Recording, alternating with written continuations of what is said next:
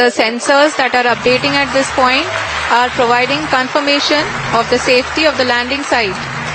As expected, the retargeting is going on, and this is a very good signature for the lander.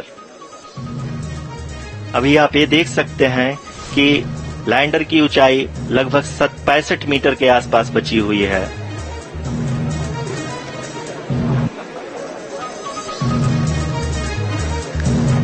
Currently, only 2 engines are now being fired, and we are nearly at zero velocity, vertical and horizontal.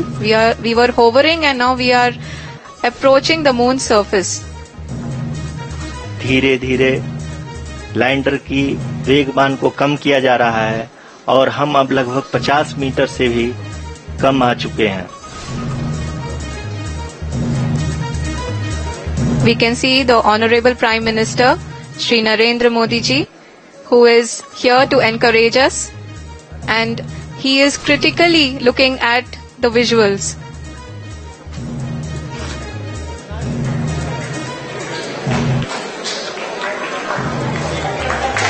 जी हाँ, आप अपनी screen पे देख सकते हैं कि हम lander module. People are applauding. Let us all wait to hear from the Secretary Department of Space and Chairman ISRO, Shri S. Somnath. Lander module पूरी तरह से सेफली और सॉफ्टली चंद्रमा के सतह पे लैंड हो चुका है। ये हम लोगों के लिए बहुत ही गर्व की बात है। हिंदी में एक कहावत है कि चंदा मामा दूर के, लेकिन अब हम ये कह सकते हैं कि चंदा मामा अपने घर के। बहुत ही उम्दा। The hard work of the entire ISRO community has come to fruition.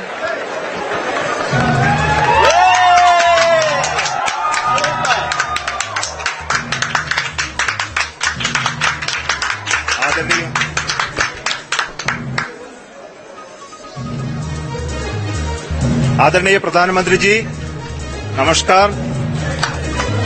Sir, we have achieved soft landing on the moon. India is on the moon. Sir, I request our Honorable Prime Minister to address us and bless us. Thank you, sir.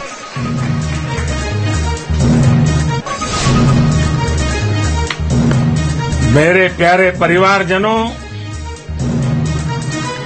जब हम अपनी आंखों के सामने ऐसा इतिहास बनते हुए देखते हैं तो जीवन धन्य हो जाता है। ऐसी ऐतिहासिक घटनाएं राष्ट्र जीवन की चिरंजीव चेतना बन जाती है। ये पल अविस्मरणीय है। ये क्षण अभूतपूर्व है। ये क्षण विकसित भारत के शंखनाद का है। ये क्षण नए भारत के जयघोष का है। ये क्षण मुश्किलों के महासागर को पार करने का है।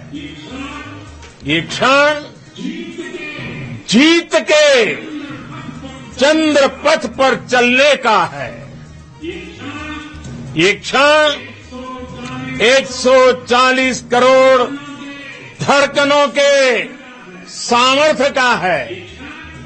ये क्षण भारत में नई ऊर्जा, नया विश्वास, नई चेतना का है। ये क्षण भारत के उदयमान भाग्य के आह्वान का है। अमृत काल की प्रथम प्रभा में सफलता की ये अमृत वर्षा हुई है। हमने धरती पर संकल्प लिया और चांद पर उसे साकार किया। और हमारे वैज्ञानिक साथियों ने भी कहा, India is now on the moon. आज हम अंतरिक्ष में नए भारत की नई उड़ान के साक्षी बने हैं। साथियों, मैं इस समय ब्रिक्स समिट में हिस्सा लेने के लिए दक्षिण अफ्रीका में हूं, लेकिन हर देशवासी की तरह मेरा मन चंद्रयान महाअभियान पर भी लगा हुआ था। नया इतिहास बनते ही हर भारतीय जश्न में डूब गया है। हर घर में उत्सव शुरू हो गया है। हृदय से मैं भी अपने देशवासियों के साथ, अपने परिवारजनों के साथ इस उमंग और उल्लास से जुड़ा हुआ हूं। मैं टीम चंद्रयान को, इसरो को और देश के सभी वैज्ञानिकों को जी जान से बहुत बहुत बधाई देता हूं, जिन्होंने इस पल के लिए वर्षों तक इतना परिश्रम किया है। उत्साह, उमंग, आनंद और भावुकता से भरे इस अद्भुत पल के लिए मैं 140 करोड़ देशवासियों को भी कोटि कोटि बधाइयां देता हूं। मेरे परिवारजनों, हमारे वैज्ञानिकों के परिश्रम और प्रतिभा से भारत चंद्रमा के उस दक्षिणी ध्रुव पर पहुंचा है, जहां आज तक दुनिया का कोई भी देश नहीं पहुंच सका। अब आज के बाद से चांद से जुड़े मिथक बदल जाएंगे, कथानक भी बदल जाएंगे और नई पीढ़ी के लिए कहावतें भी बदल जाएगी। भारत में तो हम सभी लोग धरती को मां कहते हैं और चांद को मामा बुलाते हैं।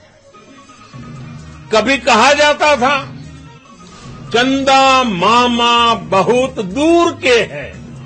चंदा मामा बहुत दूर के हैं। अब एक दिन वो भी आएगा जब बच्चे कहा करेंगे, चंदा मामा बस एक टूर के हैं। Friends, on this joyous occasion, I would like to address all the people of the world, the people of every country and region. India's successful moon mission is not just India's alone. This is a year in which the world is witnessing India's G20 presidency. Our approach of one earth, one family, one future is resonating across the globe. This human-centric approach that we present and that we represent has been welcomed universally. Our moon mission is also based on the same human-centric approach. Therefore, this success belongs to all of humanity, and it will help moon missions by other countries in the future. I am confident that all countries in the world, including those from the global south, are capable of achieving such feats. We can all aspire for the moon and beyond. मेरे परिवारजनों, चंद्रयान महाअभियान की ये उपलब्धि भारत की उड़ान को चंद्रमा की कक्षाओं से आगे जाएगी। हम हमारे सौर मंडल की सीमाओं का सामर्थ्य परखेंगे और मानव के लिए ब्रह्मांड की अनेक संभावनाओं को साकार करने के लिए भी जरूर काम करेंगे। हमने भविष्य के लिए कई बड़े और महत्वाकांक्षी लक्ष्य तय किए हैं। जल्द ही सूर्य के विस्तृत अध्ययन के लिए ISRO Aditya L1 mission launch करने जा रहा है। इसके बाद शुक्र भी इसरो के लक्ष्यों में से एक है।